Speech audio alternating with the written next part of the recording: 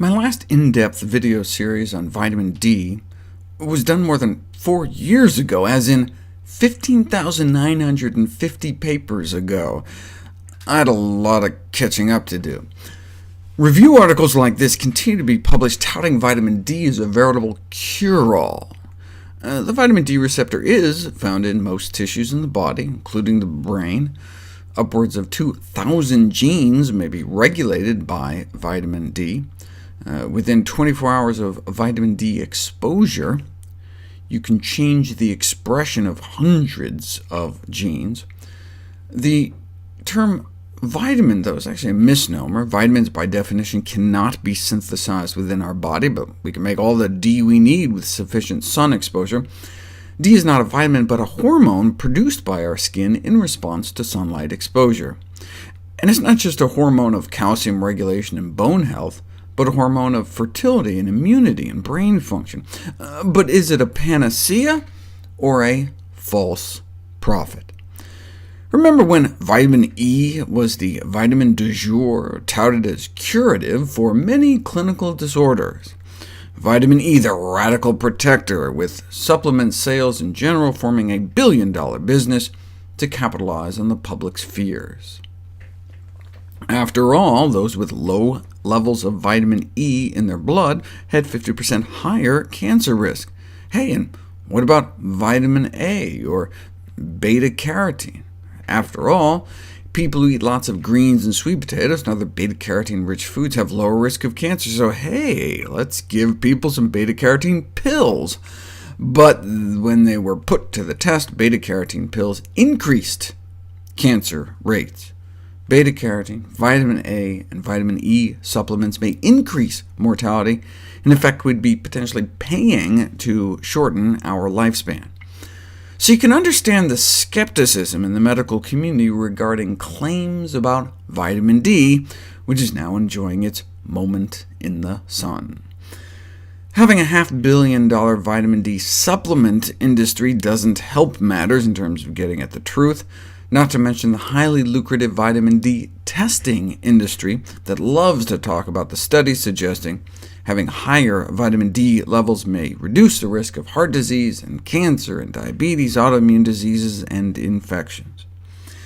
But most of this research stems from observational studies, meaning studies that correlate higher D levels in the blood with lower disease risk. But that doesn't mean vitamin D is the cause. Right? It's like the early beta-carotene data. Right? Higher levels in the blood may have just been a marker of healthy eating. Who has high beta-carotene levels? Those who eat lots of greens and sweet potatoes. Just like vitamin D levels may also just be a marker for healthy behaviors. Who has high vitamin D levels? Those that run around outside. And those who run around outside run around outside. Higher vitamin D levels may just be a sign of higher physical activity, for example. So when she sees studies like this, showing significantly lower diabetes rates among those with higher vitamin D levels, it doesn't mean giving people vitamin D will necessarily help. You have to put it to the test. And when you do, vitamin D supplements fall flat on their face. No benefit for preventing or treating type 2 diabetes. So when supplement companies wave around studies like this, suggesting vitamin D deficiency plays a role in obesity, because most population studies show lower vitamin D levels in the blood of those who are obese, is that just because they're exercising less, or simply because it's a fat-soluble vitamin, so it's just lodged in all that fat? One might expect obese sunbathers would make more vitamin D since they have more skin surface area, but the same exposure leads to less than half the D because it gets socked away in their fat. That's why obese persons may require 2 to 3 times the dose of vitamin D, though they may get it back when they lose weight and release it back into their circulation. So that would explain this population data. And indeed, when you put vitamin D to the test, try vitamin D as a treatment for obesity, it doesn't work at all. Similar story with artery health. Those with low vitamin D levels have worse coronary blood flow, more atherosclerosis, and worse artery function. But if you actually put it to the test in randomized controlled trials, the results are disappointing. Also ineffective in bringing down blood pressures.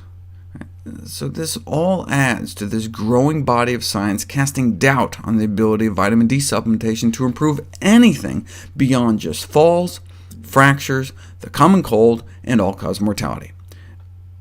Wait, what? Vitamin D supplements can make you live longer? That's kind of important. I'll explore that next.